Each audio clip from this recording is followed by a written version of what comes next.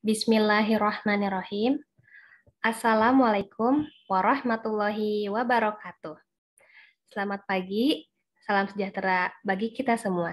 Yang terhormat Bapak Silvan Erusane MSc selaku dosen pengampu mata kuliah lingkungan tambang. Saya Talita Hasna Fauzi dengan NIM 112009800000012 akan memaparkan penjelasan mengenai dampak kegiatan pertambangan timah di Indonesia. Di sini saya menggunakan literatur PT Timah Persero Terbuka yang berada di wilayah Kepulauan Bangka Belitung. Pertama, ada dampak akibat eksplorasi timah. Indonesia merupakan negara penghasil timah terbesar kedua di dunia dengan produksi 66.000 ton timah pada 2020. Penambangan timah daerah tersebut memiliki dampak diantaranya perubahan bentang alam, kawasan penambangan yang rentan bencana seperti tanah longsor, banjir, kekeringan, bahkan angin puting beliung yang terjadi akibat rusaknya kawasan hutan dan daerah aliran sungai. Selain itu, tidak lupa berbagai pencemaran seperti pencemaran air, tanah, udara, dan suara. Untuk penambangan timah di laut, memiliki dampak mengurangi populasi ikan dan merusak objek wisata bahari. Lalu, yang kedua, ada dampak akibat pembukaan lahan. Kegiatan land clearing penambangan dapat menyebabkan rusaknya struktur tanah yang berakibat terjadinya erosi. Selain itu, penggunaan lahan tambang timah dapat mengubah karakteristik vegetasi penutup tanah yang menyebabkan terganggunya siklus air di suatu kawasan. Pengalihan fungsi lahan menyebabkan kelembapan temperatur tanah dan udara menjadi tinggi. Dampak yang ketiga yaitu dampak dari pengupasan tanah penutup. Banyak logam yang terdapat di alam bebas dalam bentuk mineral sulfida. Ketika pasir timah ditambang dan overburden yang mengandung sulfida terpapar dengan unsur alam, maka timbul potensi pembentukan air asam tambang.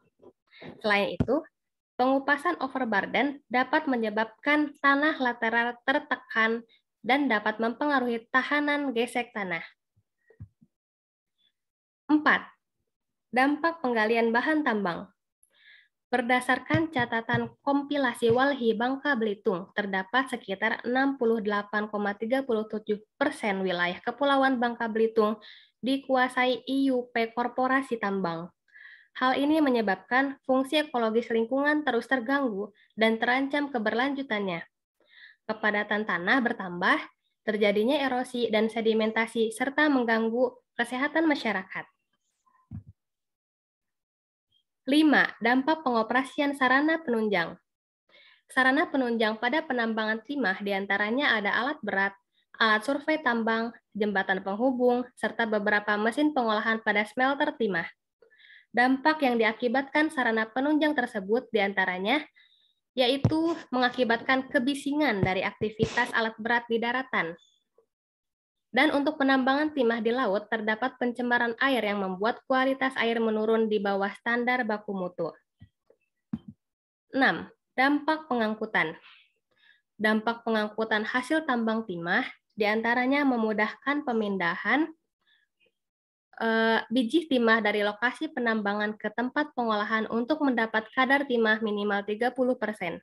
Selain itu, terdapat dampak negatif, yaitu dikhawatirkan apabila terdapat tumpahan pasir timah ke laut yang menyebabkan kerugian serta pencemaran air. 7. Dampak pengolahan dan pemurnian. Smelter pengolahan timah memiliki potensi memberikan paparan radiasi terhadap lingkungan sekitar, di mana terjadi proses pengolahan timah yang menghasilkan tiling atau limbah pengolahan timah yang dapat mengakibatkan terlepasnya unsur radioaktif yang berbahaya. Namun, pengolahan maupun pemurnian pasir timah juga memiliki dampak positif, yaitu menambah nilai jual timah yang sudah diolah kepada konsumen. 8. Dampak penimbunan overburden.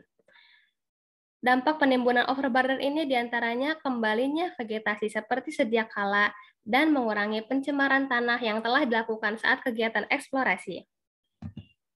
Lalu dampak yang terakhir yaitu dampak pasca tambang. Dampak pasca tambang ini diantaranya ada perubahan morfologi dan topografi tanah, pengalih fungsian lahan menjadi objek wisata, mencegah erosi berkelanjutan, serta peningkatan habitat perairan. Sekian pemaparan dari saya mengenai dampak penambangan timah yang ada di Indonesia, terutama di Kepulauan Bangka Belitung. Terima kasih untuk perhatiannya. Wabillahi taufiq wal hidayah. Wassalamualaikum warahmatullahi wabarakatuh.